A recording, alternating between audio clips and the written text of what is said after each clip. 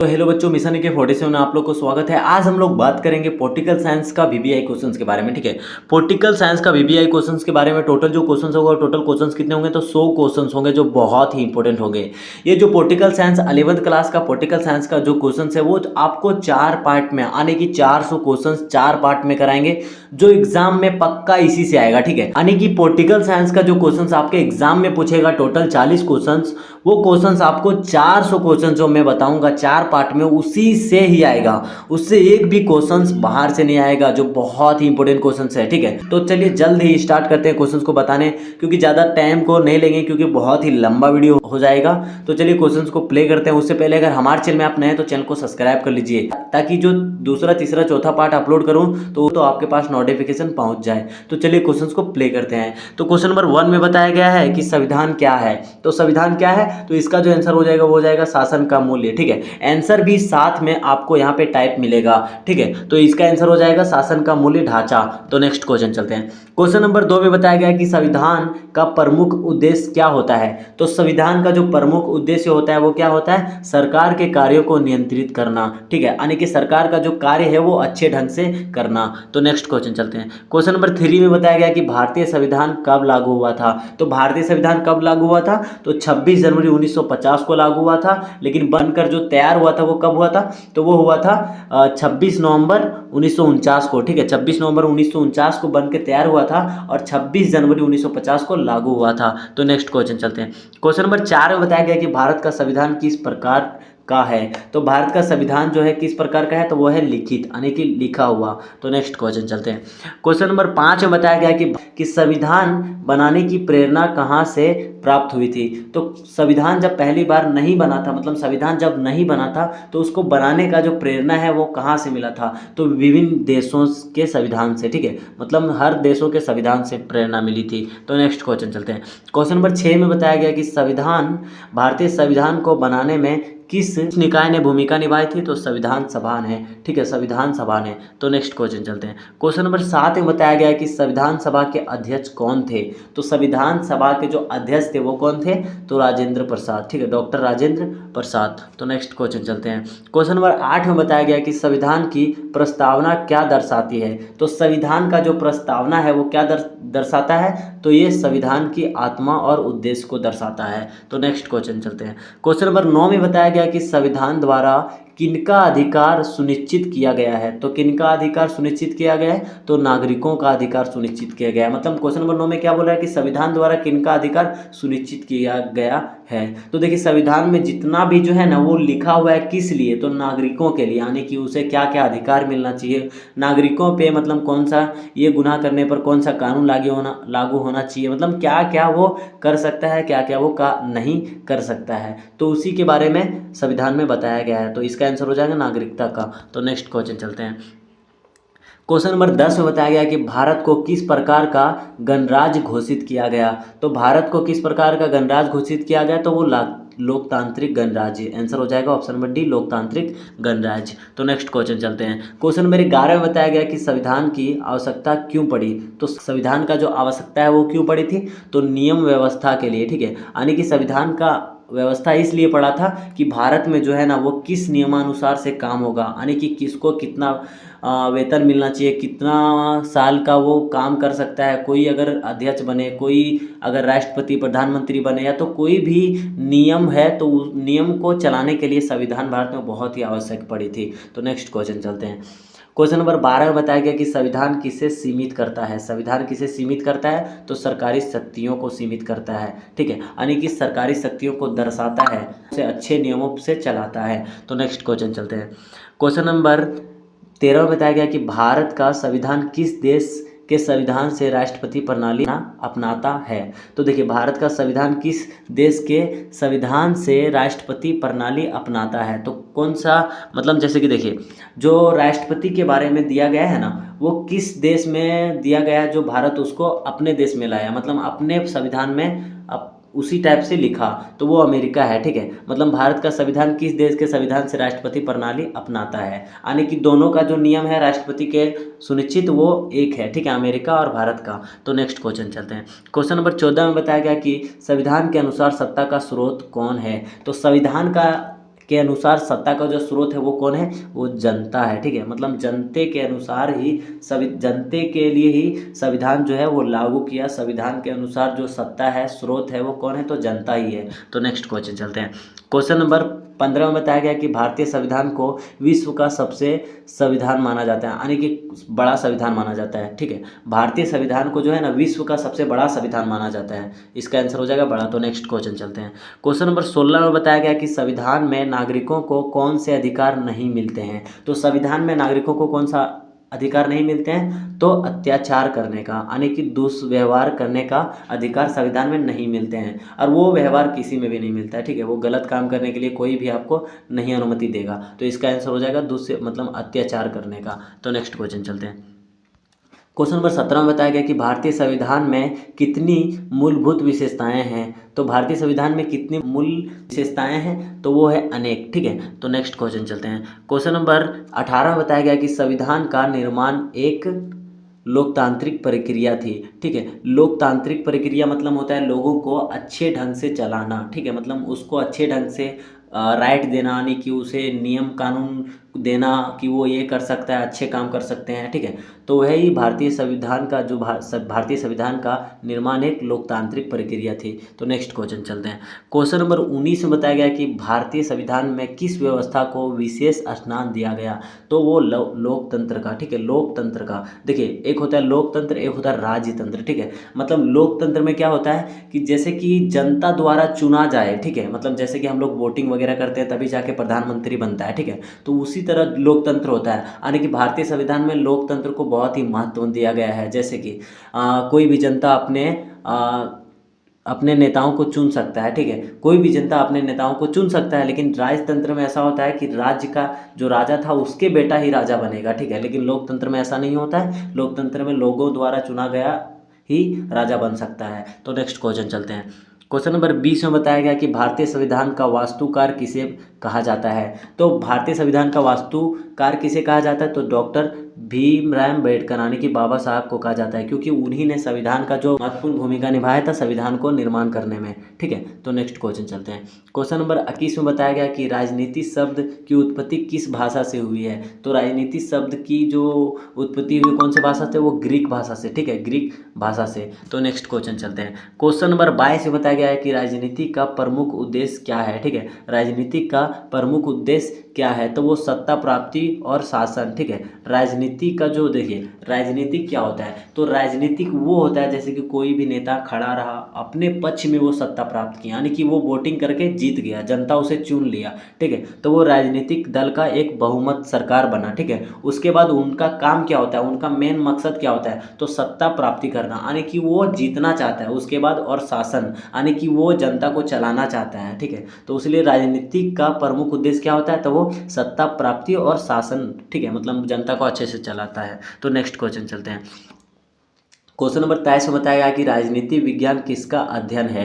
तो राजनीतिक विज्ञान किसका अध्ययन है, तो सत्ता, राज्य और सरकार का अध्ययन है। मतलब राजनीतिक विज्ञान में हम लोग क्या पढ़ते हैं, तो वो सत्ता के बारे में पढ़ते हैं और राज्य और सरकार के बारे में पढ़ते हैं। ठीक है, तो नेक्स्ट क्वेश्चन चलते हैं। क्वेश्चन नंबर 24 में बताया गया कि राजनीति विज्ञान का मुख्य स्रोत क्या है। तो राजनीतिक विज्ञान का मुख्य जो स्रोत है वो क्या है, तो वो संविधान है। संविधान में पूरा जो है राजनीतिक विज्ञान के बारे में बताया गया है और उसका मुख्य स्रोत भी संविधान ही है। तो नेक्स्ट क्वेश्चन चलते हैं। क्वेश्चन नंबर 25 में बताया गया कि राजनीतिक सिद्धांत किसका अध्ययन करता है। तो राजनीतिक सिद्धांत जो है वो किसका अध्ययन करता है, तो राजनीतिक विचारों और मूल्यों का। ठीक है, तो राजनीतिक जो सिद्धांत होता है वो किसका अध्ययन करता है, वो राजनीतिक विचारों और मूल्यों का। जैसे कि देखिए राजनीतिक सिद्धांत जो राजनीतिक के लोग होते हैं वो क्या चाहते हैं, तो वो राजनीतिक विचार करते हैं। ठीक है, ताकि कैसे अपना राजनीतिक चलाएं, यानी कि अपना राज्य को कैसे अच्छे तरीके से चलाएं। तो इसका आंसर हो जाएगा राजनीतिक विचारों का,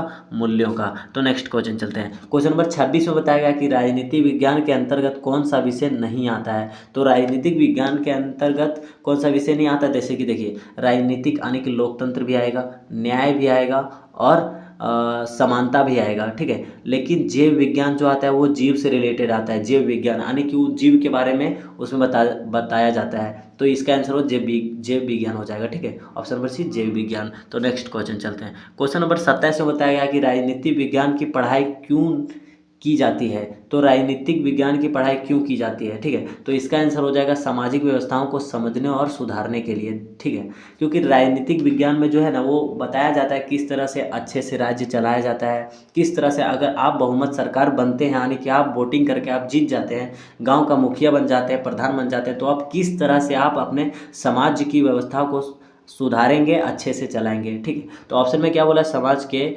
नैतिकता बढ़ाने के लिए यानी कि गलत फहमियाँ बढ़ाने के लिए, खेलों से भाग लेने के लिए। तो देखिए खेल उल में भाग नहीं लेना है आपको, सत्ता प्राप्त करने के लिए। देखिए आपको जीत के सत्ता ही प्राप्त नहीं करना है बल्कि आपको सामाजिक व्यवस्थाओं को समझने और सुधारने के लिए, ठीक है। तो ऑप्शन नंबर डी इसका आंसर हो जाएगा। तो नेक्स्ट क्वेश्चन चलते हैं।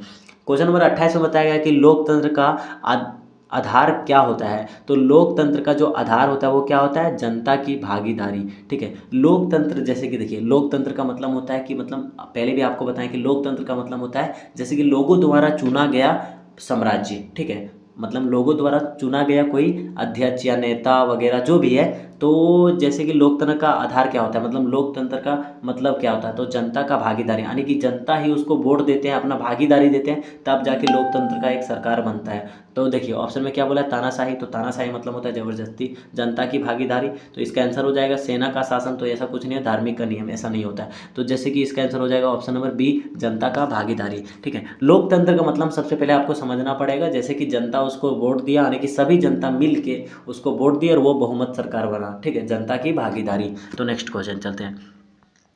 क्वेश्चन नंबर 29 में बताया गया कि राजनीतिक सिद्धांत किस प्रकार के प्रश्नों से संबंधित होता है। तो क्या है और क्या होना चाहिए, ठीक है। तो देखिए राजनीतिक सिद्धांत है किस प्रकार के प्रश्नों से संबंधित होता है, मतलब पहले का जो शब्द है होता है वो किस से संबंधित होता है। देखिए तो ऑप्शन नंबर बी में क्या बोला, केवल तथ्यात्मक, केवल धार्मिक, केवल वैज्ञानिक। तो देखिए केवल कुछ नहीं होता है, ठीक है, केवल होगा ही नहीं, क्योंकि राजनीतिक सिद्धांत का जो है वो मतलब अनेक विषयों में काम करता है, जैसे कि हर विषयों में राजनीतिक सिद्धांत काम करता है। क्या है और क्या होना चाहिए, ठीक है। तो नेक्स्ट क्वेश्चन चलते हैं। क्वेश्चन नंबर 30 में बताया गया कि राजनीतिक विज्ञान का संबंध किन विषयों से होता है। तो देखिए राजनीतिक विज्ञान का जो संबंध होता है वो इतिहास, समाजशास्त्र और अर्थशास्त्र से होता है, ठीक है। तो देखिए राजनीतिक में आपको गणित वगैरह थोड़ी पूछेगा, आपको जो राजनीतिक में वनस्पति और रसायन थोड़ी पूछेगा, भूगोल और जीव विज्ञान थोड़ी पूछेगा, देखिए जीव विज्ञान नहीं पूछेगा, ठीक है। और इसमें देखिए इतिहास, समाजशास्त्र और अर्थशास्त्र के बारे में ही पूछा जाता है, यानी कि राजनीतिक विज्ञान का जो संबंध है वो किन विषयों से है, तो वो इतिहास, समाजशास्त्र और अर्थशास्त्र है, इसका आंसर हो जाएगा। तो नेक्स्ट क्वेश्चन चलते हैं। क्वेश्चन नंबर 31 में बताया गया कि राजनीतिक सिद्धांतों का उद्देश्य क्या होता है। तो राजनीतिक सिद्धांतों का जो उद्देश्य होता है वो क्या होता है, तो समाज में सुधार, ठीक है, समाज में सुधार। देखिए राजनीतिक सिद्धांत का जितने भी क्वेश्चंस राजनीतिक का है ना, उसमें क्या होता है कि मतलब सारा जो क्वेश्चंस होगा वो राजनीति से रिलेटेड होगा, जैसे कि कोई साम्राज्य का रिलेटेड होगा, समानता, अधिकार, संविधान से ही रिलेटेड होगा, बल्कि ये नहीं रासायनिक, जीव विज्ञान वगैरह से नहीं रिलेटेड होगा, ये सारे जो है इतिहास वगैरह से रिलेटेड होंगे। जैसे कि देखिए यहाँ पे ऑप्शन नंबर मनोरंजन है, तो राजनीतिक सिद्धांत कभी मनोरंजन नहीं चाहता है, ठीक है, उन लोग चाहते हैं अपने देश को आगे बढ़ाना, युद्ध को बढ़ावा देना, तो समाज में सुधार करना सबसे महत्वपूर्ण होता है, समाज में सुधार करना। तो राजनीतिक सिद्धांतों का उद्देश्य होता है समाज को सुधारना, ठीक है। तो नेक्स्ट क्वेश्चन चलते हैं।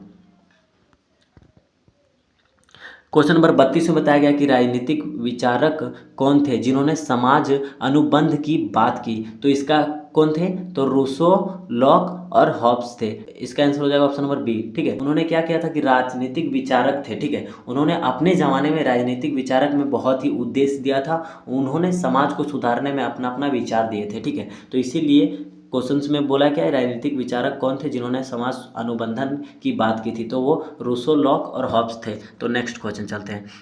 क्वेश्चन नंबर 33 में बताया गया कि लोकतंत्र जनता की जनता द्वारा और जनता के लिए शासन है, किसका कथन है। तो देखिए ये क्वेश्चन जो है ना बहुत ही इंपॉर्टेंट है, ये आपको 12th में भी पूछ देगा, ठीक है। लोकतंत्र जनता की, जनता द्वारा और जनता के लिए शासन है, किसका कथन है, किसने कहा था, तो वो लिंकन ने कहा था, लिंकन ने कहा था। तो नेक्स्ट क्वेश्चन चलते हैं। अब क्वेश्चंस को यहाँ से हम लोग थोड़ा जल्दी करेंगे क्योंकि क्वेश्चंस को बहुत आपको लेट में समझा रहा हूँ, तो थोड़ा टाइम जो वीडियो का जो बहुत ही लंबा हो जा रहा है, ठीक है। तो चलिए नेक्स्ट क्वेश्चन चलते हैं। क्वेश्चन नंबर 34 में बताया गया कि राजनीतिक अध्ययन का मुख्य केंद्र बिंदु क्या है, तो इसका आंसर हो जाएगा शक्ति और अधिकार, ठीक है। राजनीतिक अध्ययन का मुख्य केंद्र क्या है, तो शक्ति और अधिकार, तो इसका आंसर हो जाएगा ऑप्शन नंबर ये। तो नेक्स्ट क्वेश्चन चलते हैं। क्वेश्चन नंबर 35 में बताया गया कि राजनीतिक विज्ञान की प्रकृति क्या है, तो राजनीतिक विज्ञान की प्रकृति क्या है, तो सैद्धांतिक और व्यवहारिक दोनों, ठीक है, सैद्धांतिक और व्यवहारिक दोनों हो जाएगा। तो नेक्स्ट क्वेश्चन चलते हैं। क्वेश्चन नंबर 36 में बताया गया कि लोकतांत्रिक प्रणाली में कौन सा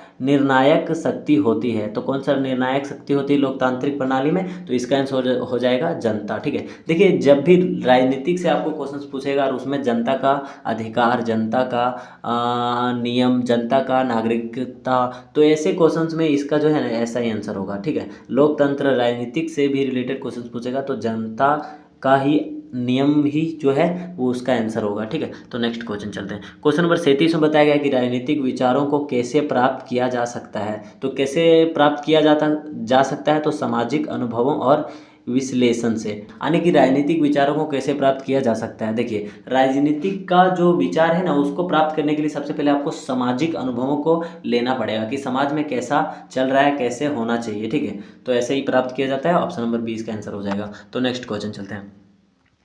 क्वेश्चन नंबर 38 में बताया गया है कि राज्य का प्रमुख अंग कौन सा नहीं है, तो राज्य का जो प्रमुख अंग कौन सा नहीं है, तो देखिए राज्य का जो है वो सरकार होता है, न्यायपालिका होता है, जनता होता है, लेकिन जो पुलिस है वो राज्य का मतलब प्रमुख अंग नहीं होता है, ठीक है। राज्य का प्रमुख अंग नहीं होता, ठीक है। अपने जो अगर कोई भी कोई गैर कानूनी काम करता है तो उसको दंडित करना, लेकिन जो सरकार है जनता द्वारा बनता है, न्यायपालिका जनता द्वारा बनता है, ठीक है। तो वो इसका आंसर हो जाएगा पुलिस, ठीक है। यहाँ पे क्या बोला, राज्य का प्रमुख अंग कौन सा नहीं है, तो इसका आंसर हो जाएगा पुलिस। तो नेक्स्ट क्वेश्चन चलते हैं।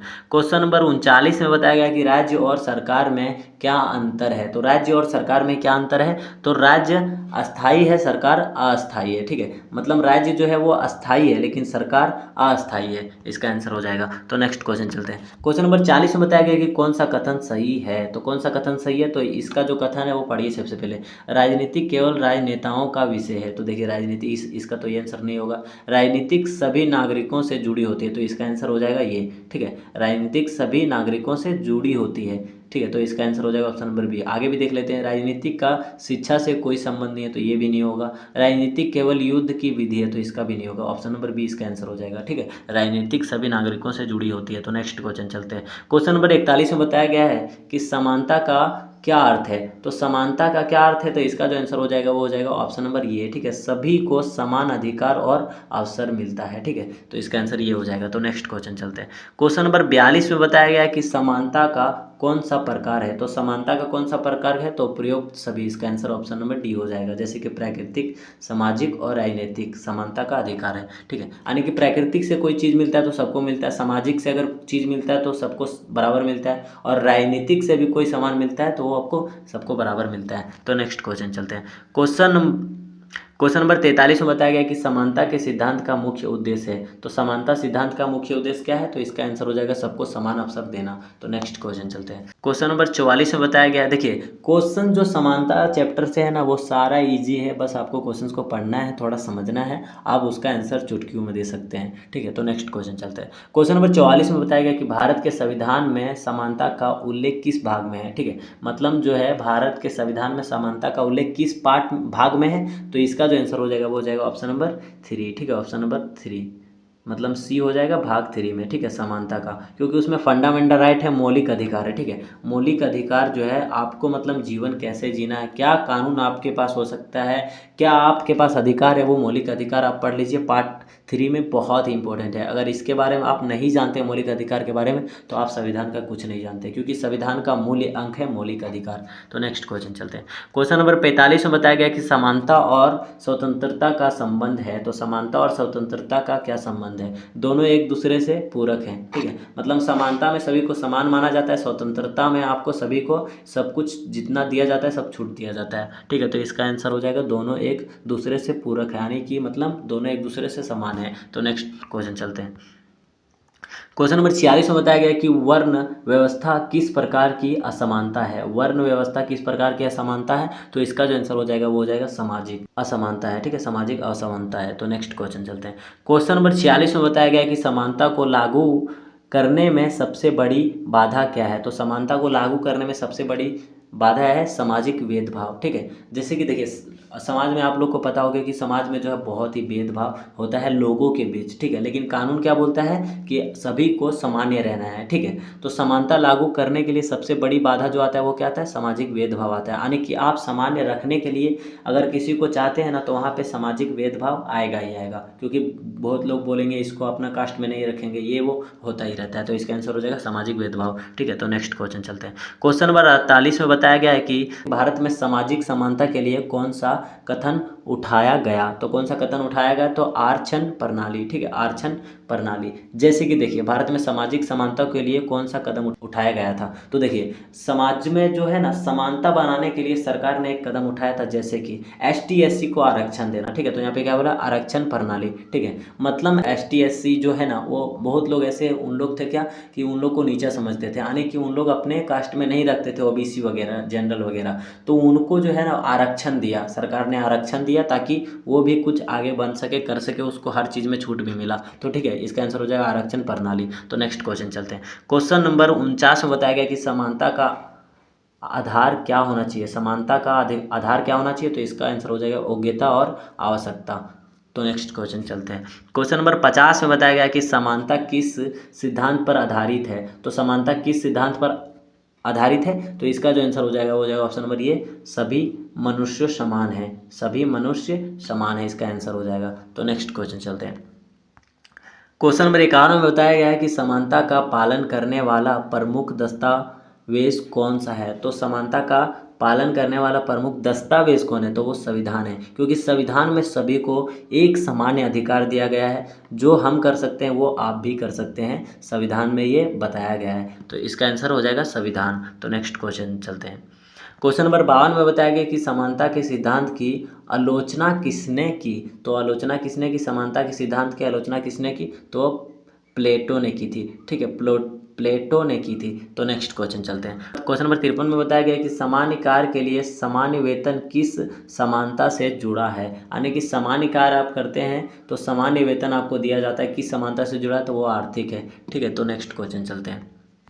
क्वेश्चन नंबर 54 में बताया गया कि समानता के लिए आवश्यक है। तो समानता के लिए नागरिकों की जागरूकता आवश्यक है, ठीक है। मतलब समानता के लिए क्या आवश्यक है, तो नागरिकों की जागरूकता आवश्यक है। तो देखिए कैसे जागरूकता आवश्यक है, क्योंकि देखिए किसी को दे रहा है 12,000, आपको दे रहा है 10,000, तो आपको जागरूकता होना पड़ेगा, यानी कि आपको जानना पड़ेगा, तभी जाके आप बोल सकते हैं उसे कि आप उसे 12 दे रहे हैं लेकिन हमें 10 दे रहे हैं, जबकि काम दोनों सेम करते हैं। तो जागरूकता बहुत ही इंपॉर्टेंट है। तो नेक्स्ट क्वेश्चन चलते हैं। क्वेश्चन नंबर 55 में बताया गया है कि जातीय भेदभाव के विरुद्ध कौन सा कानून बना है। तो जातीय भेदभाव के विरुद्ध कौन सा कानून बना है, तो अनुसूचित जाति और जनजाति अत्याचार निवारण अधिनियम, ठीक है। तो देखिए सबसे पहले जैसे कि आर्टिकल 15 में भी है, पार्ट 3 में आर्टिकल 15 में भी है, किसी भी प्रकार से आप जाति, मूल्य, वंश, धर्म या लिंग के अनुसार अगर भेदभाव आप उससे करते हैं, मतलब इस आर्टिकल के थ्रू आपको 1 साल का सजा और जुर्माना भी देना पड़ेगा, ठीक है। तो जातीय भेदभाव के विरुद्ध कौन सा कानून है, तो ये भी आर्टिकल 15 भी है, और अनुसूचित जनजाति और जनजातीय अत्याचार अधिनियम, ठीक है। तो नेक्स्ट क्वेश्चन चलते हैं। क्वेश्चन नंबर 56 में बताया गया कि समानता को कौन सा सुनिश्चित करता है। समानता को कौन सुनिश्चित करता है, तो इसका आंसर हो जाएगा संविधान और न्यायपालिका। तो नेक्स्ट क्वेश्चन चलते हैं। क्वेश्चन नंबर 57 में बताया गया कि शिक्षा में समानता के लिए भारत सरकार ने क्या पहल की है। तो शिक्षा में समानता के लिए भारत सरकार ने क्या पहल किया है, तो सर्व शिक्षा अभियान, सर्व शिक्षा अभियान। तो नेक्स्ट क्वेश्चन चलते हैं। क्वेश्चन नंबर 58 में बताया गया कि भारत में राजनीतिक समानता का उदाहरण है। तो भारत में राजनीतिक समानता का क्या उदाहरण, तो सभी को समान मतदान अधिकार है, मतलब सभी को एक वोट देने का सभी को अधिकार है, ठीक है, वोट देने का सभी को अधिकार है। तो नेक्स्ट क्वेश्चन चलते हैं। क्वेश्चन नंबर 59 में बताया गया कि समानता के अभाव में क्या होता है। तो समानता के अभाव में होता है सामाजिक तनाव और असंतोष। ठीक है, मतलब समानता के अभाव में क्या होता है, देखिए समानता के बारे में अगर नहीं पता रहेगा तो सामाजिक में तनाव होता है। ठीक है, एक दूसरे से लड़ाई झगड़ा और असंतोष, यानी कि संतुष्ट आप नहीं होते हैं। तो नेक्स्ट क्वेश्चन चलते हैं। क्वेश्चन नंबर 60 में बताया गया है कि समानता किस मूलभूत अधिकार का हिस्सा है, तो वो समानता का अधिकार है। तो नेक्स्ट क्वेश्चन चलते हैं।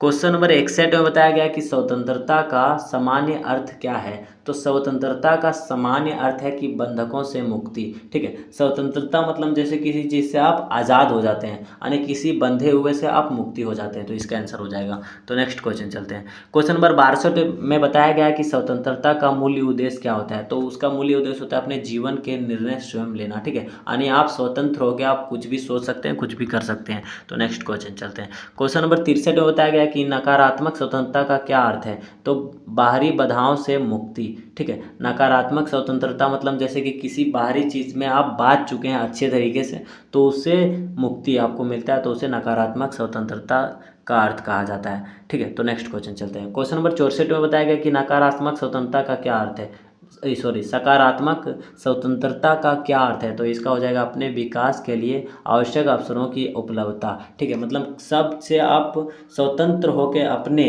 अपने विकास के लिए आवश्यक अवसरों की उपलब्धता। ठीक है, मतलब आपको अब कोई नहीं रोक सकता, आप अपने विकास के लिए कोई भी काम कर सकते हैं। ठीक है, तो नेक्स्ट क्वेश्चन चलते हैं। क्वेश्चन नंबर 65 में बताया गया कि स्वतंत्रता का आधार है, तो स्वतंत्रता का क्या आधार है, तो विवेक। ठीक है, विवेक इसका आधार है। ठीक है, तो इसका आंसर हो जाएगा ऑप्शन नंबर सी। तो नेक्स्ट क्वेश्चन चलते हैं। क्वेश्चन नंबर 66 में बताया गया कि स्वतंत्रता और अनुशासन का संबंध कैसा है, तो स्वतंत्रता और अनुशासन का के बिना अधूरी है। स्वतंत्रता अनुशासन के बिना अधूरी है। ठीक है, तो नेक्स्ट क्वेश्चन चलते हैं। क्वेश्चन नंबर 67 में बताया गया कि स्वतंत्रता किस प्रकार की होनी चाहिए, तो इसका आंसर हो जाएगा सीमित और जिम्मेदार। ठीक है, सीमित और जिम्मेदार, क्योंकि ज़्यादा स्वतंत्रता भी जीवन के लिए हानिकारक होता है, तो वो सीमित होना चाहिए और जिम्मेदार होना चाहिए। तो नेक्स्ट क्वेश्चन चलते हैं।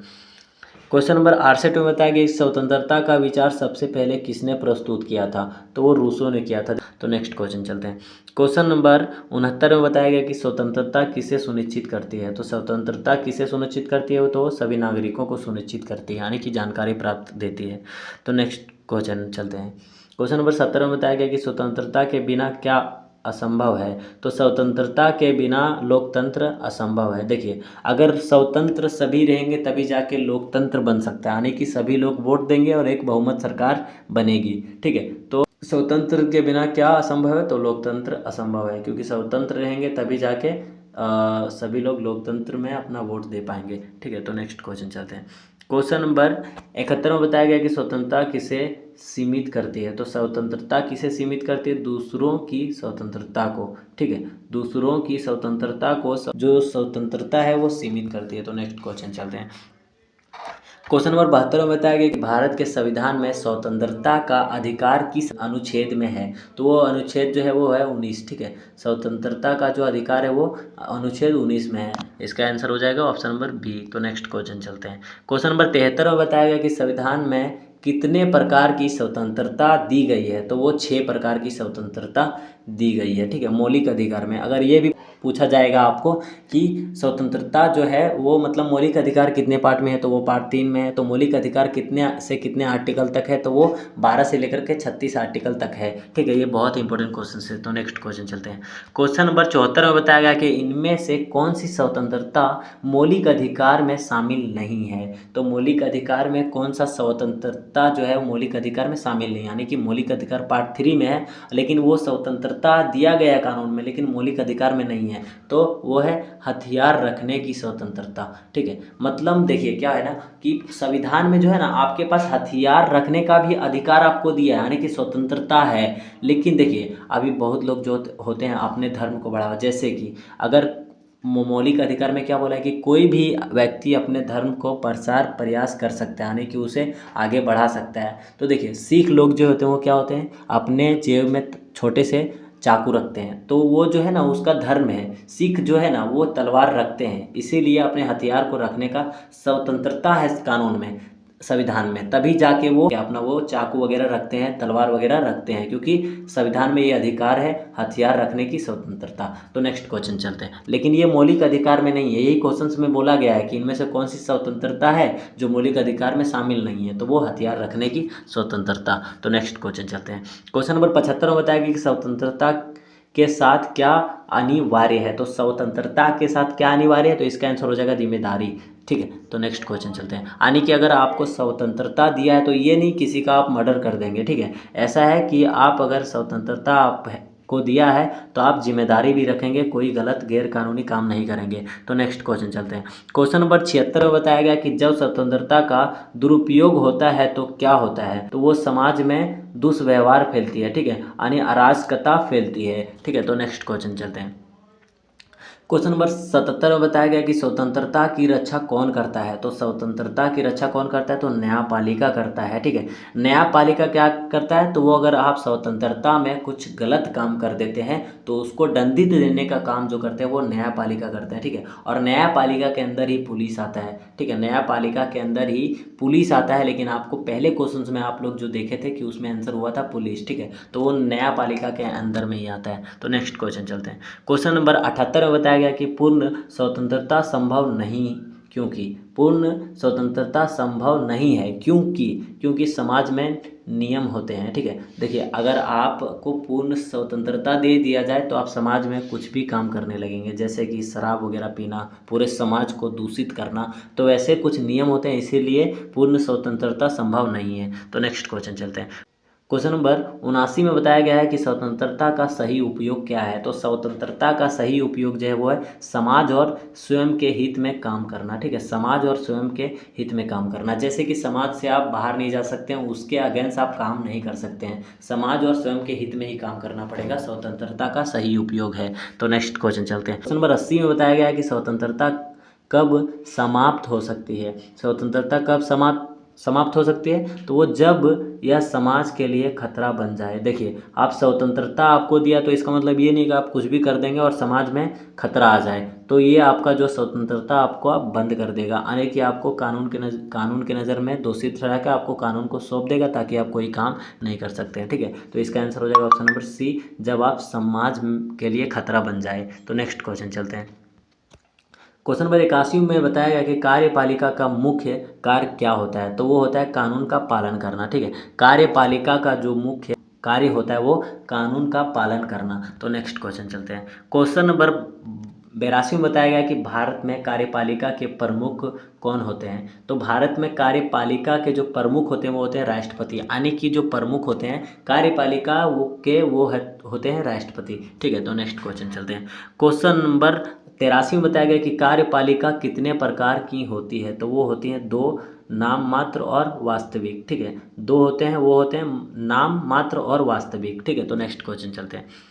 क्वेश्चन नंबर 84 में बताया गया कि भारतीय प्रधानमंत्री किस प्रकार की कार्यपालिका के प्रमुख होता है। तो वो किस प्रकार के कार्यपालिका प्रमुख होता है, तो वो होता है वास्तविक। ठीक है, वास्तविक। तो नेक्स्ट क्वेश्चन चलते हैं। क्वेश्चन नंबर 85 में बताया गया कि कार्यपालिका का प्रमुख उत्तरदायी किसके प्रति होता है। तो वो होता है संसद के प्रति। ठीक है, देखिए सबसे जो भारत का पहला नागरिक होता है वो कौन होता है, तो राष्ट्रपति होता है, लेकिन अगर संसद चाहे तो राष्ट्रपति को हटा सकता है। ठीक है, संसद अगर चाहे, क्योंकि देखिए राष्ट्रपति कोई भी संसद के अगेंस्ट में काम नहीं कर सकता है, लेकिन राष्ट्रपति को अधिकार है करने का, लेकिन वो एक बार संसद को पूछ लेगा कैबिनेट में, तभी जाके कोई कानून पारित होता है। ठीक है, क्योंकि उसको अधिकार है कि वो कर सकता है, लेकिन अगर वो गलत निर्णय ले तो उसे संसद हटा सकता है। तो नेक्स्ट क्वेश्चन चलते हैं। क्वेश्चन नंबर 86 में बताया गया कि भारत में राष्ट्रपति की भूमिका क्या है। तो भारत में राष्ट्रपति का भूमिका है नाम मात्र कार्यपालिका। ठीक है, तो नेक्स्ट क्वेश्चन चलते हैं। क्वेश्चन नंबर 87 में बताया गया कि प्रधानमंत्री का चयन कैसे होता है। तो लोकसभा में बहुमत दल के नेता के रूप में। ठीक है, मतलब लोकसभा में जो है ना बहुमत दल के नेता के रूप में, जैसे कि वोटिंग होता है, लोकतंत्र होता है। ठीक है, वोटिंग होता है, वोटिंग में जिनका ज़्यादा वोटिंग पड़ा वो उनके दल में ही मतलब सत्ता जाएगा, यानी कि प्रधानमंत्री उनके दल के ही लोग बन सकते हैं। ठीक है, तो नेक्स्ट क्वेश्चन चलते हैं। क्वेश्चन नंबर 88 में बताया गया कि मंत्री परिषद की अध्यक्षता कौन करता है। तो मंत्री परिषद का जो अध्यक्ष बनते हैं वो कौन बनते हैं, तो वो प्रधानमंत्री बनते हैं। ठीक है, जितने भी मंत्री हैं उनका जो अध्यक्ष है वो कौन है, तो वो प्रधानमंत्री है। ठीक है, तो नेक्स्ट क्वेश्चन चलते हैं। क्वेश्चन नंबर 89 में बताया गया है राज्य कार्यपालिका में प्रमुख कौन होता है। तो राज्य का जो कार्यपालिका है वो प्रमुख कौन होता है, तो उसका होता है मुख्यमंत्री। ठीक है, मुख्यमंत्री। तो नेक्स्ट क्वेश्चन चलते हैं। क्वेश्चन नंबर 90 में बताया गया है कि कार्यपालिका कौन से स्तरों पर होती है। तो कार्यपालिका जो होता है वो कौन से स्तरों पर होती है, तो केंद्र और राज्य दोनों स्तरों पर होता है। ठीक है, कार्यपालिका जो होते हैं वो कौन से स्तरों पर होते हैं, तो वो केंद्र पर भी होते हैं और राज्य दोनों पर होते हैं। तो नेक्स्ट क्वेश्चन चलते हैं। क्वेश्चन नंबर 91 में बताया गया कि मंत्री परिषद की जिम्मेदारी किसके प्रति होती है। तो किसके प्रति होती है, तो वो लोकसभा के प्रति होती है। ठीक है, तो लोकसभा इसका आंसर हो जाएगा। देखिए दोस्तों, ये जो क्वेश्चन है ना 100 क्वेश्चन बहुत ही इंपॉर्टेंट है। आपको सिर्फ और सिर्फ पढ़ना है। टोटल जो पार्ट होगा वो कितने पार्ट होंगे, तो 4 पार्ट होंगे, यानी कि 400 क्वेश्चंस होंगे। ये 400 क्वेश्चंस मैं आप लोग को बताऊंगा जो आपके एग्जाम से एक भी क्वेश्चंस छूटेगा नहीं। ठीक है, आपके एग्जाम में आपको यहाँ से सारा क्वेश्चंस आपको मिलेगा आने की। जैसे कि देखिए 40 क्वेश्चंस आपको पूछेगा, 40 क्वेश्चंस में आपको कितने पढ़ने हैं, तो 10 क्वेश्चंस पढ़ना है, ताकि एक क्वेश्चन भिड़ेगा, यानी कि 400 क्वेश्चंस पढ़ना है, तभी जाके आप 40 क्वेश्चंस वहाँ से पूरा भिड़ जाएगा। क्योंकि ये 400 जो क्वेश्चन है बहुत ही इंपॉर्टेंट है। इसे हमने अपने नोट्स में बनाया, और जो है आप देखिए अभी जो आपका मॉडल सेट आया, मॉडल सेट जो है ना हमने 200 ही क्वेश्चंस बनाया था, 200 क्वेश्चंस में पूरा मॉडल सेट भिड़ गया। तो आपका जो एग्ज़ाम उसी टाइप में क्वेश्चंस आएगा। तो मैं पूरा गारंटी के साथ बता सकता हूँ कि ये 400 क्वेश्चंस में एक भी क्वेश्चंस आपको मतलब बाहर से नहीं आएगा, यानी कि 400 जो क्वेश्चंस मैं आपको बताऊँगा ये 400 क्वेश्चंस के अंदर ही आपका एग्ज़ाम में पूछेगा। ठीक है, तो नेक्स्ट क्वेश्चन चलते हैं। क्वेश्चन नंबर 92 में बताया गया कि राष्ट्रपति की नियुक्ति किसके द्वारा होता है। तो वो निर्वाचन मंडल के द्वारा होता है। ठीक है, एनडीए के मतलब जैसे कि राष्ट्रपति का जो नियुक्ति होता है वो कैसे होता है, तो राष्ट्रपति की नियुक्ति किसके द्वारा होता है, तो वो निर्वाचन मंडल के द्वारा होता है। जैसे कि देखिए हम लोग जिसे विधायक चुनते हैं ना, विधानसभा में जिसे हम लोग विधायक चुनते हैं, वोटिंग करते हैं, अब क्या करता है, जैसे कि हर स्टेट में जो होता है वो क्या होता है, तो हर स्टेट में विधायक होता है। ठीक है, हर स्टेट हर डिस्ट्रिक्ट में विधायक होता है। तो वही विधायक क्या करता है, वही विधायक जाके हमारे राष्ट्रपति को चुनते हैं। ठीक है, उसी टाइप से चुनाव होता है। तो नेक्स्ट क्वेश्चन चलते हैं। क्वेश्चन नंबर 93 में बताया गया कि कार्यपालिका का हिस्सा नहीं है। तो कार्यपालिका का जो हिस्सा नहीं है वो कौन है, मुख्य न्यायाधीश। ठीक है, मुख्य न्यायाधीश। तो नेक्स्ट क्वेश्चन चलते हैं। क्वेश्चन नंबर 94 में बताया गया कि केंद्रीय कार्यपालिका में शामिल है। तो केंद्रीय कार्यपालिका में शामिल कौन है, तो प्रधानमंत्री और मंत्री परिषद। तो नेक्स्ट क्वेश्चन चलते हैं। क्वेश्चन नंबर 95 में बताया गया कि लोक कार्यपालिका किसे कहते हैं। लोक कार्यपालिका किसे कहते हैं, तो सरकारी नौकरशाही को। ठीक है, लोक कार्यपालिका किसे कहते हैं, तो सरकारी नौकरशाही को। तो नेक्स्ट क्वेश्चन चलते हैं। क्वेश्चन नंबर 96 में बताया गया कि कार्यपालिका का मुख्य उद्देश्य है। तो कार्यपालिका का मुख्य उद्देश्य क्या है, तो इसका आंसर हो जाएगा कानून लागू करना और प्रशासन चलाना। तो नेक्स्ट क्वेश्चन चलते हैं।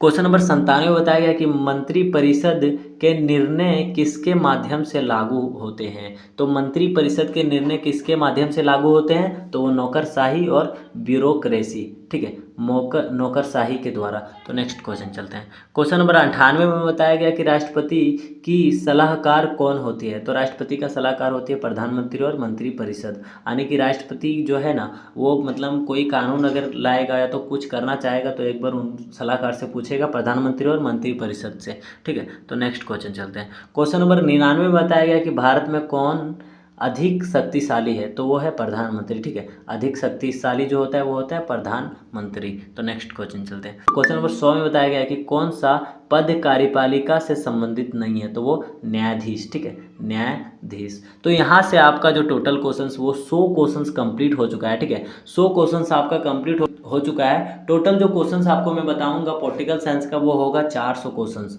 400 क्वेश्चंस आने की हर पार्ट में, ये पार्ट जो है वो पार्ट कितने हैं, तो ये एक पार्ट है। ठीक है, 1 पार्ट है, आपको 4 पार्ट बताएंगे और पूरा पॉलिटिकल का क्वेश्चंस पूरा कंप्लीट, यानी कि उसके बाहर से आपको एक भी क्वेश्चंस नहीं आएगा, मेरा ये गारंटी है। हमारे चैनल को को आप सब्सक्राइब कर लीजिए, ताकि 3 पार्ट जो मैं अपलोड करूँ उसे भी आप देख सकते हैं। उसी टाइप से आपका हिस्ट्री का क्वेश्चंस कराएंगे, उसी टाइप से आपका ज्योग्राफी का क्वेश्चंस कराएंगे, उसी टाइप से आपका हिंदी और भी सारा सब्जेक्ट का कराएंगे। और आपको जो भी एडिशनल में आपका सब्जेक्ट है, आपको मोबाइल नंबर स्क्रीन में दिख रहा होगा, उसमें आप हाई करके SMS कर दीजिए या कमेंट कर दीजिए कि सर इस चैप्टर का मुझे वीडियो चाहिए, तो आपको PDF डायरेक्ट भेज देंगे आप। ठीक है, तो आज के लिए इतना ही, फिर मिलते हैं किसी नेक्स्ट वीडियो में, तब तक के लिए धन्यवाद।